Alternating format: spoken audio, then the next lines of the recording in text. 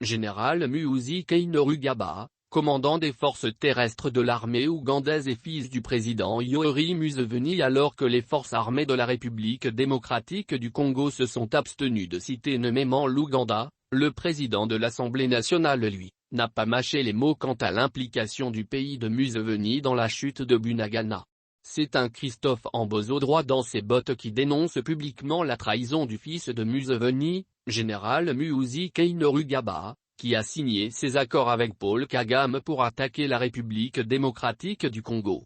Pour l'accord avec l'Ouganda, nous l'avons reçu au niveau du bureau. Nous nous sommes entretenus avec le ministre des Affaires étrangères, d'ailleurs il était d'accord avec nous avant même que ceci nous arrive, avant que ces troupes fassent ce qu'ils ont fait. Nous avons dit à la suite du pacte que le fils a signé avec le Rwanda, nous on ne laisse pas passer cet accord. Nous l'avons bloqué et nous le disons encore même aujourd'hui.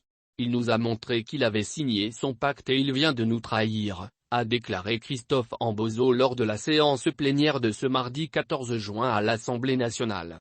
Pour le président de l'Assemblée nationale, l'heure est à l'unité. Pour lui, il est important de taire des divergences en ce moment où le pays est attaqué par les étrangers.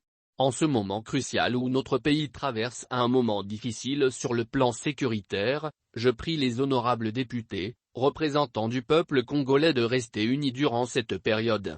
Faisons un effort de taire nos divergences. Nos prières, nos regards, notre attention doivent être tournés vers nos soldats qui sont au front et vers notre population de l'Est qui pendant plus de 2 décennies continue à baigner dans la souffrance et dans les atrocités.